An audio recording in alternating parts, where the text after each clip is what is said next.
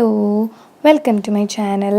അപ്പോൾ നമ്മൾ കുറേ ദിവസത്തിന് ശേഷമാണ് ഒരു വീഡിയോ ചെയ്യാൻ പോകുന്നത്. ഞാനപ്പോൾ ഇന്ന് വന്നിട്ടുള്ളത് ഒരു കുക്കിംഗ് വീഡിയോ ആയിട്ടാണ്. ആപ്പിൾ ഹൽവയാണ് ഇന്ന് നമ്മൾ ചെയ്യാൻ പോകുന്നത്. ഇതിലേക്ക് ഞാൻ 4 ആപ്പിളാണ് എടുത്തിട്ടുള്ളത്. ഇതിൻ്റെ തൊലി കളഞ്ഞ് ഇതിനെ ഗ്രേറ്റ് ചെയ്തെടുക്കുകയാണ് ചെയ്യുന്നത്. നമ്മളുടെ ഓരോരുത്തരുടെ ഇഷ്ടത്തിനനുസരിച്ച് ഗ്രേറ്റ് ചെയ്യാം, അല്ലെങ്കിൽ മിക്സിയിലടിച്ച് പ്യൂരി പോലെയാക്കാം. എനിക്ക് കുറച്ചൊന്ന് കടിക്കണം, ഹൽവയിൽ കടിച്ച് കഴിക്കാൻ ഇഷ്ടമാണ്. അപ്പോൾ അതുകൊണ്ടാണ് ഞാൻ ഗ്രേറ്റ് ചെയ്തെടുത്തിട്ടുള്ളത്. ഇനി ഒരു പാൻ വെച്ച് നമ്മളതിലേക്ക് 2 സ്പൂൺ നെയ്യാണ് ഒഴിക്കുന്നത്. നമ്മൾ ഓരോരുത്തർക്കും ചിലവർക്ക് ഹൽവയിൽ ഒരുപാട് നെയ്യ് ഇഷ്ടമായിരിക്കും. അപ്പോൾ അതിനനുസരിച്ചിട്ട് അളവ് കൂട്ടിയും കുറച്ചും എടുക്കുക. എനിക്കിപ്പോൾ ഇത്രയും നെയ്യ് മതി, അതുകൊണ്ട് ഞാൻ 2 സ്പൂൺ നെയ്യാണ്, മിനിമം 2 സ്പൂൺ നെയ്യെങ്കിലും എടുക്കണം. അതെടുത്ത് നമ്മളതിലേക്ക് ആദ്യം അണ്ടിപ്പരിപ്പ് ഇട്ട് കൊടുക്കുകയാണ്. അതൊന്നും നന്നായി മൂപ്പിച്ചെടുക്കുകയാണ്. എന്നിട്ട് അത് വറുത്ത് കോരി മാറ്റി വയ്ക്കാം.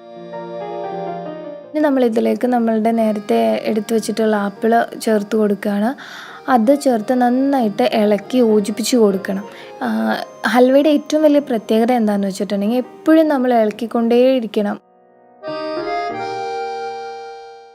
നമ്മളത് എത്രത്തോളം യോജിപ്പിക്കുന്നോ അത്രത്തോളം സ്വാദ് കൂടുന്ന ഒരു സംഭവമാണ് ഹൽവ.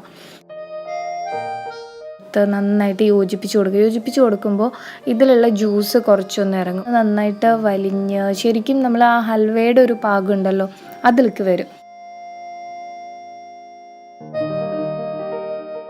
ഇനി ജ്യൂസ് ഒന്ന് വന്ന് കഴിഞ്ഞ സമയത്ത് നമ്മൾ പഞ്ചസാര ചേർത്ത് കൊടുക്കുക. ഞാനിവിടെ 1/2 കപ്പ് പഞ്ചസാരയാണ് ചേർത്ത് കൊടുത്തിട്ടുള്ളത്.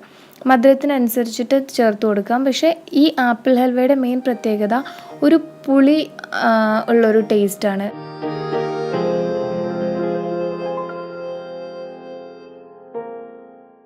പുളിയോട് കൂടിയൊരു ഹൽവയാണിത്. ആപ്പിൾ നമ്മൾക്കറിയാം ചൂടായി കഴിഞ്ഞാൽ ഒരു പുളിപ്പ് അതിന് വരുന്നതാണ്. അപ്പോൾ അതുകൊണ്ട് എന്തായാലും ആ ഒരു സ്വാദ് ഇതിനുണ്ടാവും.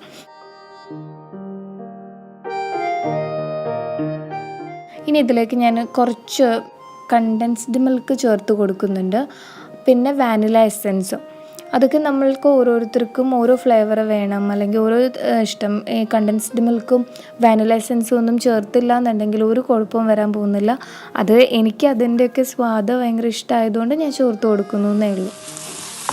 നന്നായിട്ട് യോജിപ്പിച്ച് കൊടുക്കുക. നമ്മളിത് നന്നായി യോജിപ്പിച്ചുകൊണ്ടേയിരിക്കുമ്പോൾ നമുക്ക് കാണാൻ പറ്റും ഇതിൽ കളർ ചേഞ്ച് വന്നുകൊണ്ടേയിരിക്കും. ആദ്യം ഗോൾഡൻ കളറാവും, പിന്നെ നല്ല ബ്രൗൺ കളറാവും. അങ്ങനെ ഇതിൻ്റെ കളറിൽ നല്ല വ്യത്യാസം വന്നുകൊണ്ടേയിരിക്കും. പിന്നെ ഇതിൽ വേണമെന്നുണ്ടെങ്കിൽ നിങ്ങൾക്ക് കുറച്ച് ഏലക്കായുടെ പൊടിയും ചേർത്ത് കൊടുക്കാം. ഓരോരുത്തരുടെ ഫ്ലേവർ അനുസരിച്ച് ഞാനൊരു നുള്ള് ചേർത്ത് കൊടുക്കുന്നേ ഉള്ളൂ. നുള്ളെന്ന് പറഞ്ഞാൽ ഭയങ്കര നുള്ളാണ് ചേർത്ത് കൊടുക്കുന്നത്, ഒരുപാടൊന്നും ചേർത്ത് കൊടുക്കുന്നില്ല.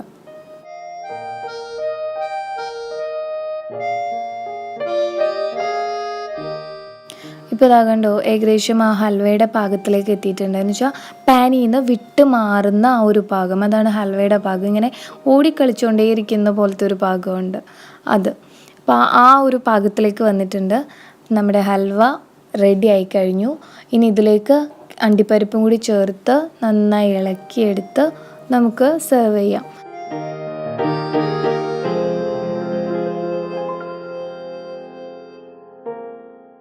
അപ്പോൾ ഹൽവ എല്ലാവർക്കും ഇഷ്ടമായി എന്ന് വിചാരിക്കുന്നു. ഇഷ്ടമായിച്ചാൽ ലൈക്ക് ചെയ്യുക, ഷെയർ ചെയ്യുക, കമൻറ്റ് ചെയ്യുക. മാത്രമല്ല എൻ്റെ ചാനൽ പുതിയതായിട്ട് ആരെങ്കിലും കാണുന്നുണ്ടെങ്കിൽ സബ്സ്ക്രൈബ് ചെയ്യാനും മറക്കാതിരിക്കുക. സബ്സ്ക്രൈബ് ചെയ്ത് കഴിയുമ്പോൾ അതിൻ്റെ അടുത്തൊരു കുഞ്ഞു ബെല്ലൈക്കൺ കാണുമല്ലോ, അതുകൂടി അടിച്ചു കഴിഞ്ഞാൽ എൻ്റെ നോട്ടിഫിക്കേഷൻസൊക്കെ നിങ്ങൾക്ക് പെട്ടെന്ന് കിട്ടും. താങ്ക്